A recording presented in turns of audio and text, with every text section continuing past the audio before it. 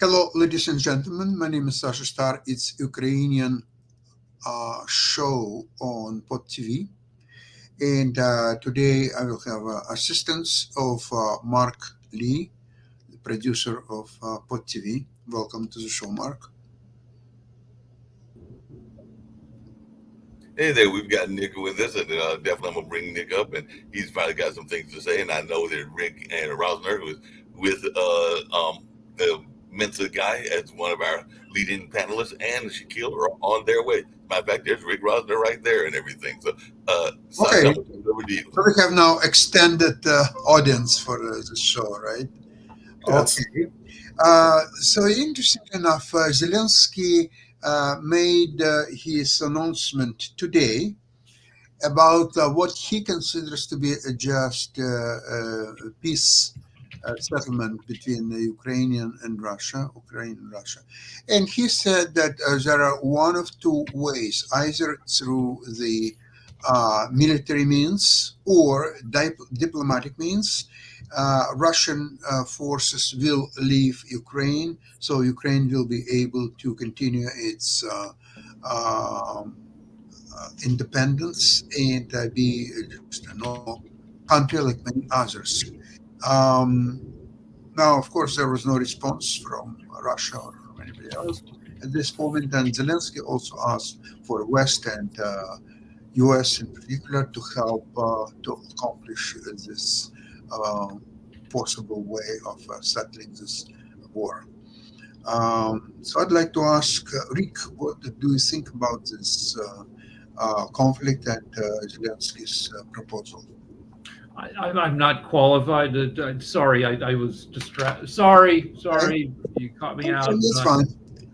Okay, Nick, would you like you to respond to this question? Well, the thing is, I think we have a very interesting situation over there, Sasha, because Zelensky did the bold gambit or the cursed gambit by actually going into Russian territory and taking it to the Russians. It's a gambit because you can win that or you could lose that, but it certainly stops the stalemate. The other thing he's done, which is quite interesting, is starting to hit Moscow. In other words, war is meaningless until it hits your house. Once it hits your house, it becomes more meaningful. We know that the Russians, in and of themselves, have been shut off by Putin from the war because he clamped down on the media, and you and I know he doesn't send the Russians in to fight the war.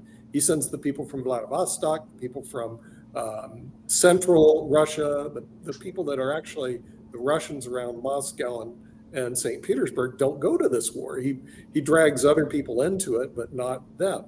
The minute those weapons start hitting Moscow, it changes the composition of, it's not fun anymore, let's put it that way for them. But it's yet to be seen what the end game's going to be here. But certainly he did a very interesting gambit by invading the Russian territory. Yet to be seen what the result is. This is, well, we see, Nick, sometimes you use gambit not because you want to use gambit. Like in chess, sometimes you are forced to use gambit because otherwise, if the position is keep unraveling and you'll lose in 20, 25 moves anyway, so you might as well try a gambit to solve your problems and maybe even get the upper hand.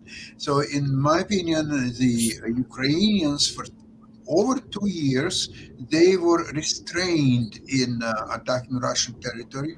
They never crossed Russian territory. And finally, it's happened that all of a sudden the situation changed quite considerably. And hello, Jonathan, welcome to the show. And I'd like to ask you, among many others, what do you feel? I just mentioned about today's Zelensky proposal to end the war one of two ways. Either through diplomatic means or military means, the Russian troops will leave Ukraine, and Ukraine would be able to develop as a normal, peaceful country. Jonathan, what do you feel about this proposal? Well, I feel it's a very good opportunity, provided that Ukraine doesn't back down on trying to throw another counteroffensive punch prior to November election, because as I pointed out on previous programs, Ukraine still has it within its ability to turn the tables decisively in its favor and create the most favorable positions for a peace. Because as Winston Churchill once pointed out, there is nothing that the Russians respect more than strength, and nothing that they have less respect for than weakness, particularly military weakness. So at this juncture, it is not in Ukraine's interest to show any signs of yielding or willing to compromise its own security merely for the sake of what they think is an illusory chance at a ceasefire. So what they should be doing is they should be maintaining their vigilance in trying to limit the Russian counteroffensive. I've seen reports that Russian counteroffensive against the Kursk salient is already bogging down, and so there is no reason for Ukraine to cave at this point. It's still a very interesting situation, but the majority of factors are still very much in Ukraine's favor.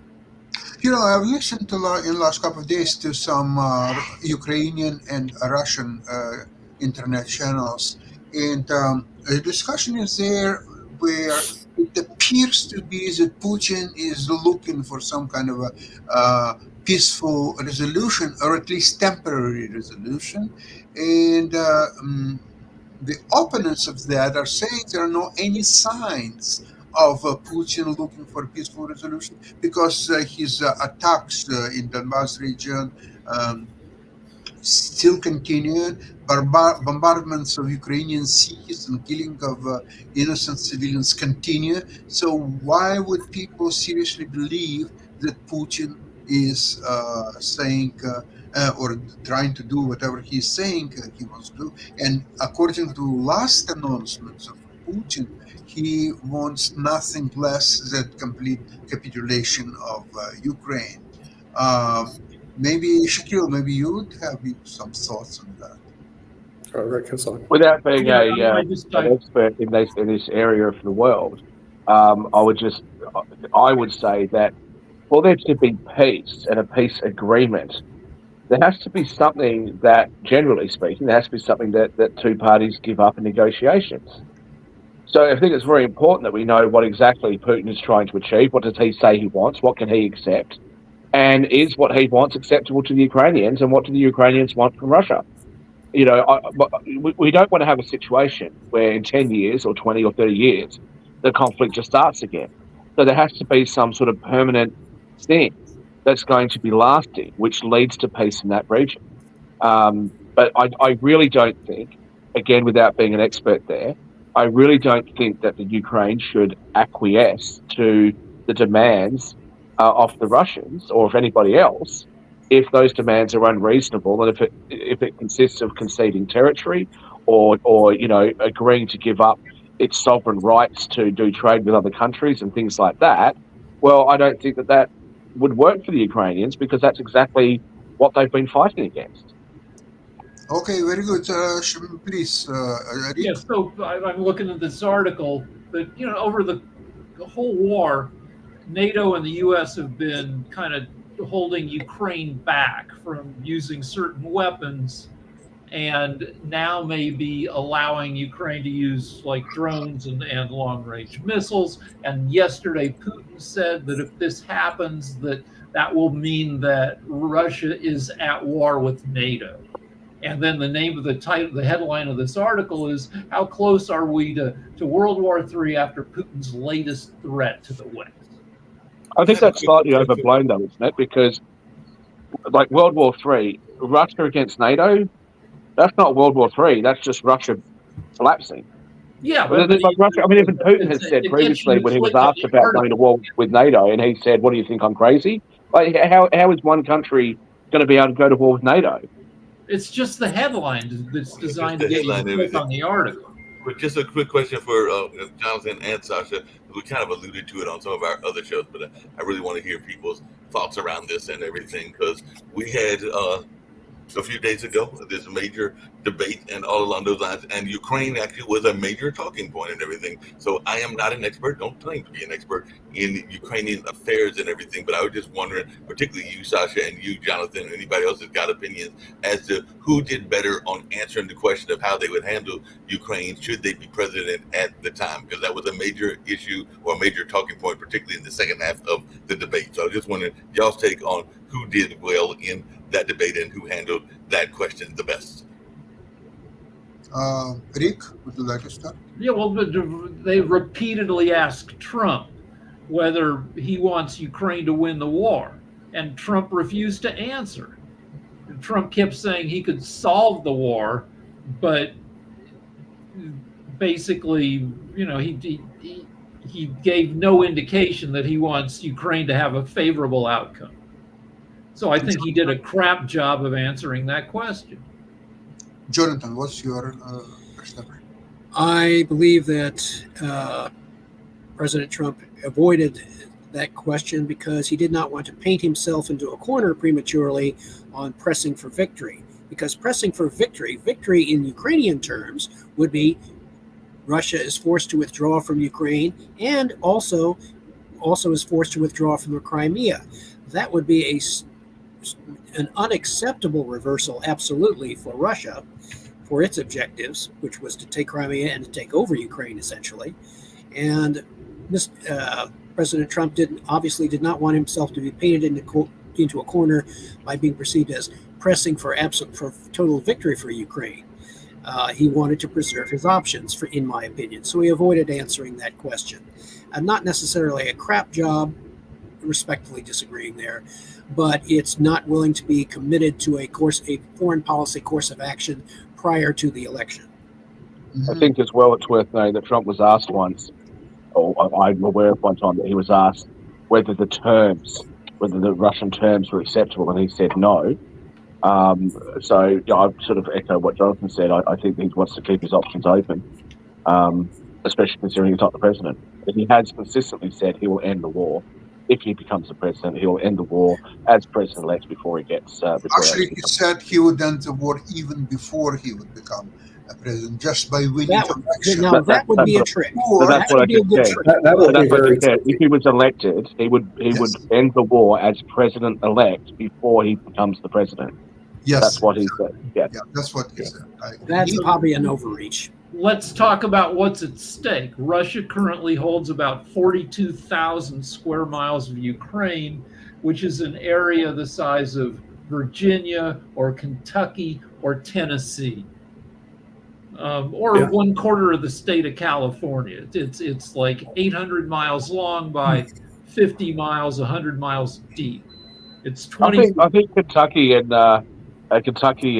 those states that you mentioned might be okay with giving up, the coastal California. Sorry, I've been honest, but I do want to say this. I feel like there's something missing here that we just, like Vladimir Putin's not careful how I say this. He's not like a complete madman, like just completely off his rocker, or is he? Surely he didn't think that he was just going to be able to waltz into Ukraine and take it. So I'm not sure what his real goal is here. But I have to say, there's a lot of money that's going to be made out of the conflict and the resolution of the conflict. We're hearing about, hundreds of billions of dollars potentially going to asset management firms around the world to help rebuild the Ukraine. And look, I'm not going to make any particular allegation. I'm just saying that there is something that just doesn't seem right with what we are being told. So are you implying that Putin will have a percentage of this money going to rebuild the Ukraine? I'm not implying anything. I'm just saying that, people and companies are often, make a lot of profit out of conflict. And I, at the moment, don't feel like we have had a satisfactory explanation from Western media about what Vladimir Putin says he wants in the first place, and what would actually be an agreeable resolution to this. So I Shakil, just feel like there's more to this story than what we're hearing. I'd like to clarify in my mind, but also in the mind of our listeners. You put together two propositions. Number one, that Putin is not completely a madman. Is it correct what you said? I don't think that it's hard to believe that he just thought he could walk into the Ukraine and the whole world would say nothing. So I'm not sure what his objective is, but I think it is something different to what we're being told. Okay, Jonathan, maybe you could enlighten us as to what Putin's objectives are in this war, or war in this war. Well, Putin's objectives originally, because Russia obviously, based on its history and its past perceptions, cannot reconcile themselves to the permanent loss of Ukraine as part of what Putin envisions to be a revived Russian empire. And because various Russian leaders have spoken of other objectives beyond Ukraine, it is reasonable to assume that Putin still retains in the back of his mind the long-term objective of absorption or subjugation of Ukraine, because of the Russian concept of security, which is called bezopasnost, without danger. Without danger implies a more absolute concept of security, which implies that in order for Russia to feel secure, its neighbors must be made to feel insecure or subordinate or even vassal states, much as what occurred with the Soviet Union and its Eastern European members of the Warsaw Pact during the Cold War. So, because Vladimir Putin is very much influenced by that past perception, then he still is thinking in longer terms of the ultimate subjugation of Ukraine. So right now, again, it's what Churchill was basically saying. Churchill that the Russians respect nothing more than strength. And for us, we perceive that doing what he did, this is going to result in that? Like, do you what think he that he did thought that this would result well for him? Shakil, what he did was a miscalculation. He blundered. He did not intend, by invading Ukraine, to all of a sudden galvanize NATO and have Finland and Sweden become members. That was not his intent. That was a blunder on his part. So now he is trying to retrieve what he can from a badly botched situation. Yes, Jonathan, if I'm hearing you correctly, do you think that Russia, or Putin in specifics and everything, wants to go back to the old USSR? So he really wants to take over not just Ukraine, but Poland and the rest of those countries that have been free for a number of years.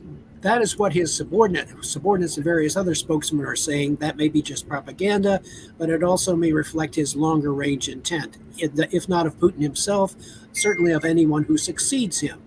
So Henry Kissinger warned of this possibility even at the end of the Cold War, and as I discussed in my book, The Russian View of U.S. Strategy, that we must be wary that just because Russia seems to be temporarily prostrate, it does not mean that they will not revive themselves and begin to reassert their weight in world affairs at some time in the future.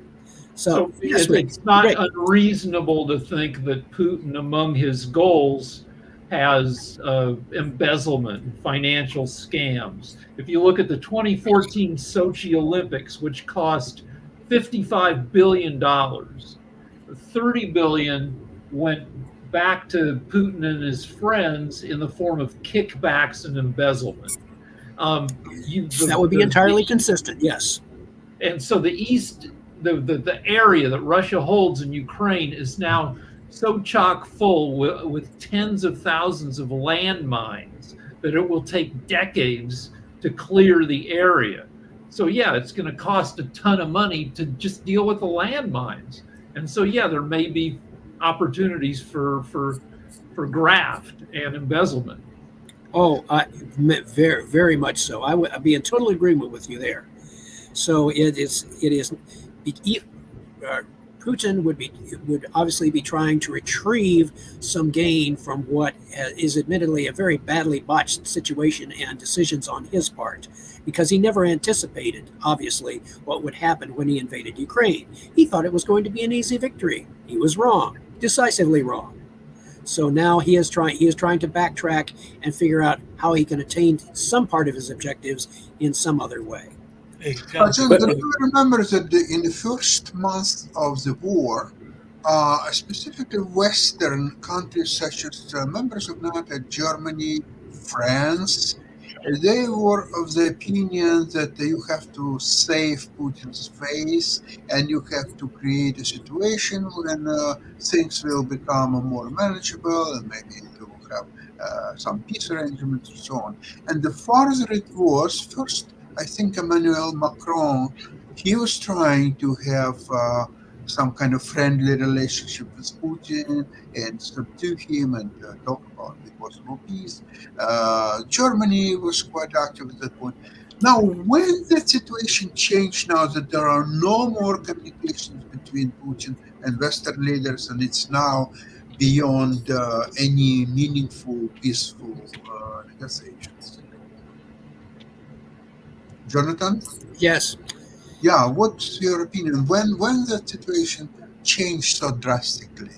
Well, the situation changed drastically when it became apparent that, one, Ukraine was not about to collapse, and number two, when they started reversing the situation and Russia began taking very high casualties from the outset, and that when it became apparent that there was not going to be a quick, easy resolution to the war, either by Ukraine quickly kicking Russia out or Russia quickly conquering Ukraine.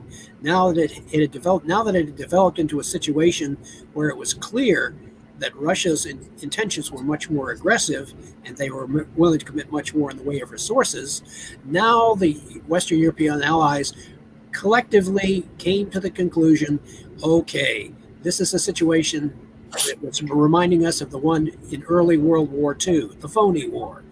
We have to be able to stop Russia here now in Ukraine. Otherwise, we are going to be paying a much heavier price if Russia actually succeeds and we fail to support Ukraine, because they greatly underestimated Ukraine's willingness and ability to resist successfully. And so this is because there have been a series of miscalculations on both sides. So now rather than try to cut your losses, you have to follow Churchill's advice, basically, and resist them, stop them now before it becomes an even more unmanageable subsequent war. Hey, Jonathan and Sasha, this is actually for both of you and everything. This show is called Ukraine, Russia, and China and everything. And I know most of the time the conversations around Ukraine and Russia, but I did see earlier today that apparently some of the weapons that are coming to Russia are coming from China and everything, or at least some of the parts are and everything. So how much is China playing a role in this war, and is their role increasing? Because when I saw that the news report earlier today, I was going like, oh, does this mean we're getting ready to get a further conflict with the East and everything? So I just wonder y'all's take on that, because it does seem like they are getting parts again from China. It's not going to be enough to help them win the war against Ukraine. It's going to help them continue to prosecute it again at a somewhat less intense level, and that's only going to succeed in draining Russia's manpower and resources more, which will have a longer range deleterious effect. Yes, Rick, come on, hop on in. So Putin turns 72 years old next month. We're fighting the actuarial tables now. Yeah, at the beginning of you the war. know what's the date of his birthday? Exactly October 7th, and it will be exactly 1 year anniversary of attack on Israel from Amazing. Really? His birthday is October 7th. Wow. Interesting coincidence. Anyway, at the beginning of the war, there was speculation that Putin was dying and that this was his last stab at glory. Obviously, that turned out not to be true. But the question is, if Putin ever has to step down, he looks like he's in pretty good shape. Are the people under him going to continue his policies? Rick, that is an excellent question, because it reminds me of that one fictional novel, Fox on the Rhine. What if a bomb plot against Hitler had succeeded in 1944, but his replacement was even worse, Heinrich Himmler? So the point that you are alluding to is quite plausible. It is quite possible that even if Putin fades from the scene, has to step down, that is no guarantee that we're going to have a better result with his successor than we are now. Whoever succeeds him in power may actually try to double down on what Putin was doing. We have no way of knowing because we have no sure way of predicting which leader is going to succeed should Putin be forced to step down. So the uncertainty factor that you are alluding to is quite plausible. So that's Putin's longevity or lack thereof is no guarantee of the war either continuing or stopping. It's an irrelevant factor. Well, Right. I'd So I like have to one more add, question, which is Russia's invasion of Ukraine took place at two different times. In 2014, they took Crimea, and gradually, I think the Donbass, which is and then in the last 2 years, they filled in the whole eastern edge of Russia. So in negotiating, I assume part of the negotiations is going to be whether to return to, pre-2020 boundaries or pre-2014 boundaries. Is that accurate? I would say that what Zelensky is pressing for, he would be pressing for the pre-2014 boundaries in which Ukraine possessed Crimea and those eastern provinces areas that Russia has occupied. He wants to go back to that. Russia obviously wants to go in the opposite direction. So what you have here are two politically irreconcilable objectives, which can only be resolved by force. The problem is which side is going to be willing to stick it out longer, and that's going to be a real problem. So in any case, Rick, the point that you're bringing up is it's regardless of who is in power in Russia in the near or the longer term, the situation in Ukraine is going to depend very much upon the will of the NATO alliance, along with the United States, for better or worse, to stick it out to the end and force Russia to accede to a ceasefire and to an armistice which restores it to boundaries that are acceptable to Ukraine. That is going to be a real trick, no matter how. So I have one more follow-up question, which is, sure. We hear that Crimea, which is kind of geographically isolated, hangs by a thread, and that if Ukraine can blow up certain highways and bridges, that they can maybe very quickly take back the whole thing. Is that? That is a correct assumption. And the thing that Sasha and I and Ivan have been discussing in previous programs is that the possibility, and this is where Ukraine controls its own destiny the most, is if Ukraine is able to finally sever that last logistical and reinforcement link between Russia and the Crimea to effectively isolate all the Russian occupation forces that reside in Crimea, that this would constitute an operational defeat that would be very visible, very decisive, and impossible for the Russians to explain away or excuse. Why haven't they done it? That's been the situation for like a year. Yes, it has, and you are correct there. And what it has been, because essentially Ukraine has to time its counterpunch very carefully, just as they timed their surprise offensive into the Kursk region. So what they've done is they have drawn off Russian reinforcements in a counteroffensive against the Kursk salient that Ukraine has created. Now what they must do is they must time their follow-up punch. There is such as you recall from reading Clausewitz, Clausewitz spoke of what is called the culminating point in a battle, where the attacker has reached their maximum potential gains, and they must realize this. If they go beyond that point, they have overextended themselves and become vulnerable to a counterattack.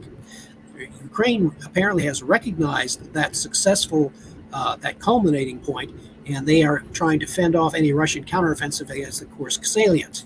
Logically, if you're looking at it from a Clausewitzian perspective, now Ukraine must be looking at, okay, is now the time where we initiate another counteroffensive to seal off Crimea? That is the true center of gravity in this conflict.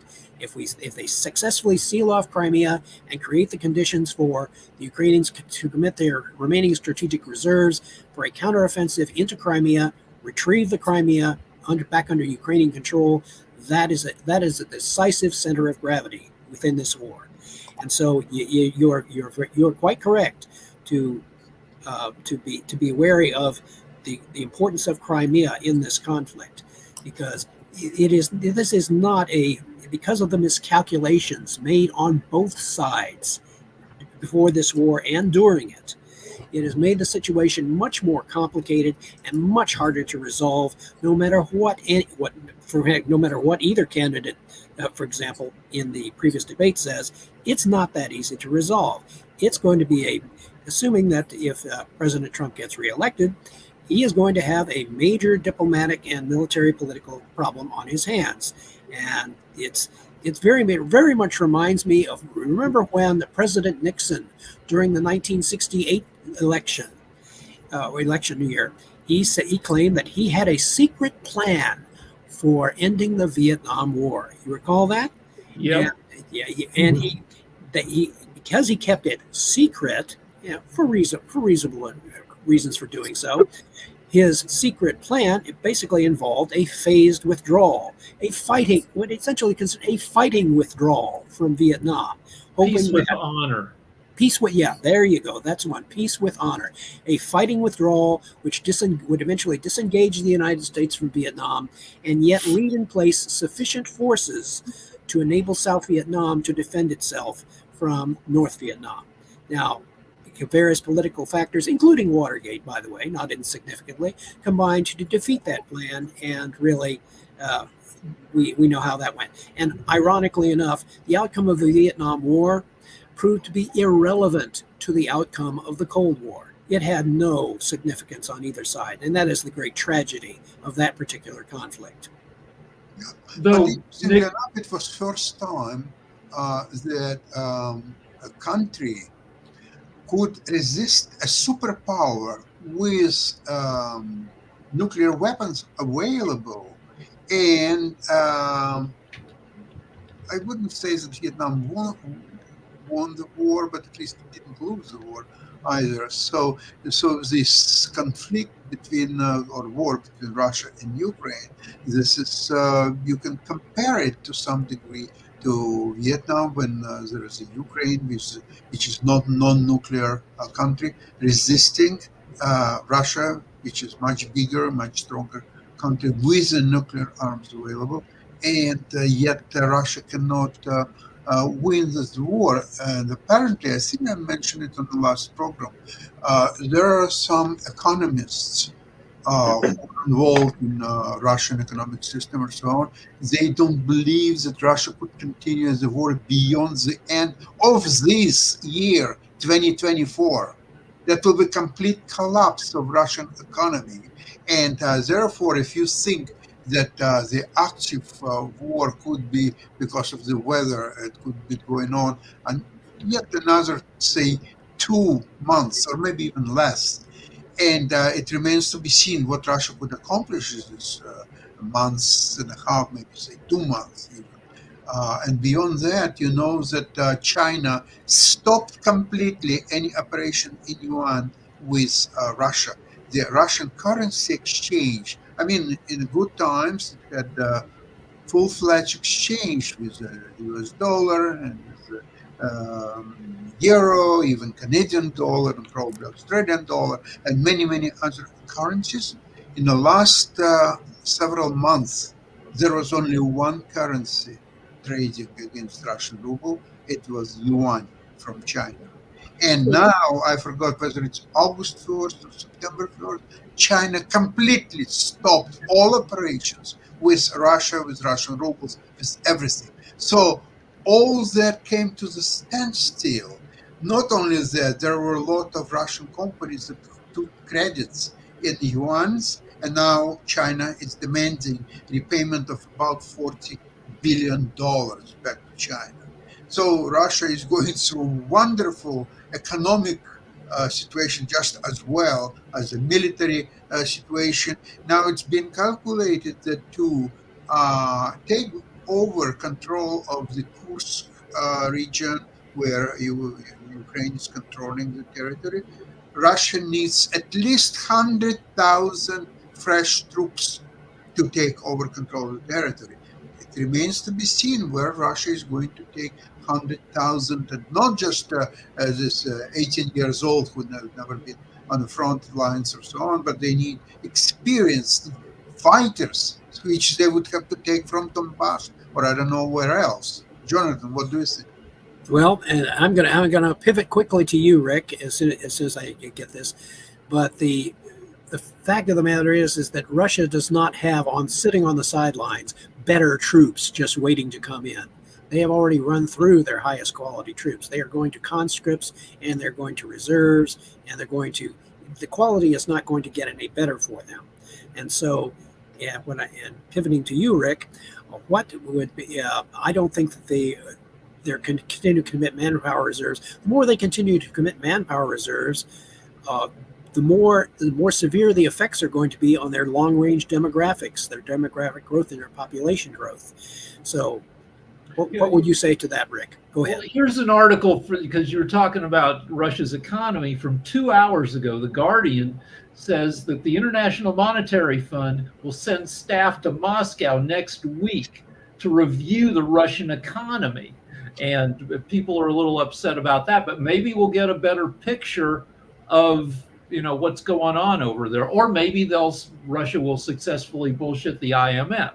But tell me whether this is wrong. But Russia has been miserable for centuries, has had horrible governance and horrible conditions for centuries. So I don't know how much the privations of war really affect how pissed off the citizens get. Russia has been in war for the last 1100 years. So the citizens of Russia, they don't know any other conditions as the war, whether it's Sweden or Germany or Poland or Finland, or just name it. So if they run out of stuff and the grocery shelves are empty, it's not going to cause another revolution. It's going to just make situation normal. Yeah, and that they'll just drink vodka more. Russia, for a while, was the most alcoholic nation in the world. They've cleaned it up a little bit, but their crisis will come when they run out of vodka. You are absolutely right. By the way, the biggest crisis in Russia was during the Gorbachev's time, when Gorbachev wanted to restrict the sale of vodka to make people more productive and so on. There was a real... He was asking the Russians to sober up. Wonderful. Almost revolution. One more thing is, I've slightly known a few Russians. The Russian people seem like really great people. That the misery that they've lived through seems to have made them philosophical and decent. I mean, I'm not talking about the Russian mafia, but just regular people on the street. Well, yeah. Well, yes, Rick. It can be epitomized in a number of Russian sayings. He said, well, like one saying the Russians have is, "Life is hard, but fortunately short."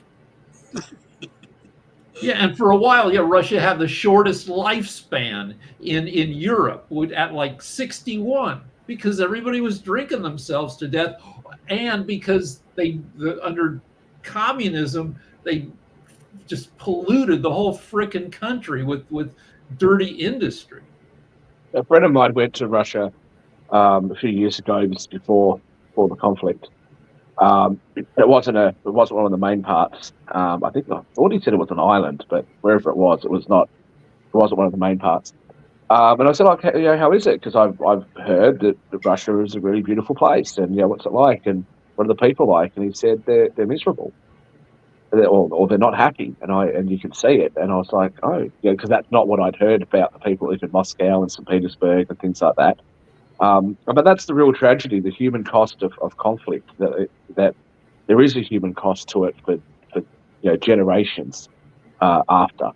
And that really is a great tragedy for human beings, I think. Shakil, the tragedy is that there is no justification of what Putin really did starting this war in February of 2020. There is no justification. I mean, now it's almost 3 years later, say 2.5 for sure. sometimes the lines are getting blurred. Okay, there is a conflict. Okay, this side did something wrong, and that side probably was not always right. So, okay, let's now solve. But that's not the truth. That's not really what's happening. It's one country blatantly attacked the other independent country. That's all what there is to it. Then you can, from there, you can go on to your next conclusions and actions, proposed actions, or anything like this. But the fact remains that it's completely 100% Putin's fault, and there are hundreds of thousands of people died on both sides because of one man. Period. Well, Sasha, did he really attack Ukraine, or was he delusional? Because remember, when they marched into Crimea, he just marched in, everybody didn't do anything, and they let him take it over. Okay, so was he delusional? But there must also be people around him that also thought this was a good idea. That he was delusional and thought, well, I'll just send my tanks into Kyiv and everybody's going to surrender just like they did in Crimea. I mean, did he really invade Ukraine, or did he do like what Jonathan, make a major miscalculation that when he sent his battalions in, they did not just lay down their weapons and come on in. Instead, they just beat the tar out of them. I mean, was this just a big calculation? Yeah, Nick, he was essentially lulled into a false sense of confidence by his previous successful occupation of Crimea, when there was no reaction, essentially, from NATO. Was no reaction. No reaction. There was, and so then when he made this calculation, it's also a very similar to the miscalculation that Saddam Hussein made when he decided to go into Kuwait. He didn't think there would be any reaction. The U.S. had been supporting him in his war against Iran. So he figured, okay, if I take this little country, no reaction. Who cares? Calculation. Right. Exactly. Both their miscalculation has led to more wars than just about anything else. Adding to his, to reinforcing his idea that it might have been easy, probably was Ukraine's crap governance since they became an independent nation after the fall of the Soviet Union. And it's been a decades-long project by the West to get, and tell me if I'm wrong on this, to get them to clean up their government, to strengthen them against stuff like this. Rick, I'll tell you a little bit of a story, what's happened with Ukraine. In the early 90s, I had a business. I apologize. I just have to drop off for a bit. I'll try and come back in a few minutes. Okay. Thanks. Right. In the early 90s, I had a business in Poland. And while I was being there quite a few times, I was also quite often in Russia. I was quite often in Ukraine. And here's the difference between three countries. I'm talking about 1991, 1992, and so on. Poland went through a so-called shock therapy. Poland was aiming right there to join at the earliest time as possible European Union, NATO, and they were actively pursuing this means. They had a commission, they had consultation with European Union. European Union put very strict proposal what Poland has to change from economic point of view, technologically, and many other ways in their economy to be able to join European Union. And Poland very meticulously went on to conform to all these recommendations. And indeed, it joined NATO in 97. It joined European Union in 2004. And today, I visited Poland shortly before the COVID. Poland, very differently, Warsaw is very much a lifestyle. The way it looks reminds of almost any European capital, even if you're talking about Berlin or you're talking about even Paris or other. Okay, it's not as beautiful probably as Paris, I would say, but the lifestyle, the attitudes of people, it's almost in many ways, it's a prosperous Western country. Now, Ukraine remained in Russian gravitational civilization, and the remained so until 2004 election, when Putin's Yanukovych, who Putin supported openly, and he was considered him to be next president of Ukraine, he eventually lost to Yushchenko, and Yushchenko became president, unlike Yanukovych, what Putin wanted. And from that point on, Putin was so much antagonistic to Ukraine. Now, the Russia, in the meantime, remained empire, and Putin, when he came to power in 2001, he was already full-fledged president. His goal was to rebuild Russian empire. So this is a fate of three countries which were so close together before the fall of the Berlin Wall in 1989, and that was happened to each of them, where Poland became part of Western civilization. Ukraine wants to do now what Poland did 30 years ago, but it's better later than never. And Russia, in its present form, will never be a part of the West. It's an antagonistic country to the West. And once this government of Russia will be defeated through the war, through any other means, and it only remains to be seen. You know, I want to tell you, I was born in Soviet Union and left it. And if somebody would told me that in a few years it will cease to exist, I would laugh. I would never believe it would happen. So strong was the Soviet Union. And look at what happened by 1991. There was no more country with the name of Soviet Union. And same can happen to Russia. Okay? I hope that answer your question, Rick. Yeah, and people throw around communist and socialist a lot in our election, and which is ridiculous. But if you wanted, there's a nice tool, from the Heritage Foundation. They're the people behind Project 2025, which is kind of sinister if you're a liberal. But they have this tool called the Index of Economic Freedom. And I love this thing because it ranks every country in the world on capitalism. And you can see like how countries are doing. Like you can look up the US and you can see we're not becoming communist. And you can look up Ukraine and see it year by year over the past 20 years, slowly climbing out of crappy governance. And so anyway, look up the Index of Economic Freedom. It's a nice tool. Mm-hmm. Oh, I would highly recommend it as well. Rick, I have looked on the Heritage Foundation site, and particularly their online courses, which I would highly recommend you check out, because you will discover that their courses, which they have, are far less sinister than certain elements of the media would have you believe. They're actually procedural classes, and how do you function, how well do you efficiently function as a political appointee? This is how you go about it and do the job right. And so it's a more a handyman's book, if you will, for operating in an administration, rather than some secret, sinister plan for, this is how we shall remake the U.S. in our image.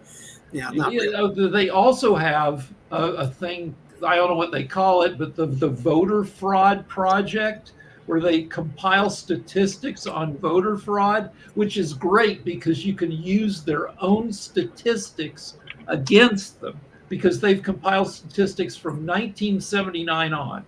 Over the past 45 years, 2 billion votes have been cast in American elections, and the Heritage Foundation has only been able to find 1,500 and some instances of voter fraud, which is a rate of less than 1 in a million. And which actually, Rick, is a positive endorsement of the fact that our checks and balances system, as set forth in the Constitution actually works. You were seeing the checks and balances principle that James Madison said, where ambition must be made to counteract ambition, that whole of countervailing influences. It is being put to one of its ultimate tests, ultimate stress tests right now. The conflict is more visible and seemingly more violent simply because of the greater extended media coverage than we've had previously in our past. It's not that the political conflicts were not existing in our previous history. It's just that they are now much more visible and accessible to the average human being. And there's more money in political division. Hannity gets paid $45 million a year to stoke, to say his BS. All the Fox primetime, all those people get at least $35 million a year, and they get better ratings too, for whatever reason. Well, because there's only one. It's one conservative channel against two liberal channels. Yep. Yeah, all the liberal channels. Can I just ask a question about voter fraud? Because you know that I think that number sounds silly. How exactly are they able to determine that there's only 1 per million? Well, no, this is documented cases. This is ones where people got prosecuted. They only found 24 cases over the past, I don't know, since the year 2000 or so. Well, when you say they only found, how did they find it? How did they work it out? These are people who ended up being in court for doing it. They found 24. Right, so 24 people were caught. 24 non-citizens were prosecuted since the year 2000 for voting illegally. So obviously, can I make the proposal that would be like suggesting that because they only fine a certain amount of people for speeding, that speeding rates are actually quite low? I mean, there's no evidence that more people speed than what the amount of people who are fined for speeding is. In LA, nobody goes to speed limit in LA. Exactly, but to apply the logic that you're using for the voter fraud, the conclusion would be that actually the rate of speeding in California is really low because they only issue a certain amount of fines. So therefore, there's only this amount of proof that people were speeding. Yeah, but I concede your point. But I also say that the evidence indicates that it's not that it's unlikely that you have 1 million undocumented, people, non-citizens voting in elections. Also, common sense says it's a dumb thing to do because the upside is you get to cast one vote. The downside is you go to prison for 5 years. That's assuming that ballot harvesters and things like that haven't finally got the vote. Excuse me, this is not Ukraine related. Yeah. All right, sorry. I would like to cut it. I thank you very much for joining us for today's show. And I will see you early next week, same place, same time. Glory to Ukraine. Thanks a lot, everybody. Have a great weekend. You do the same.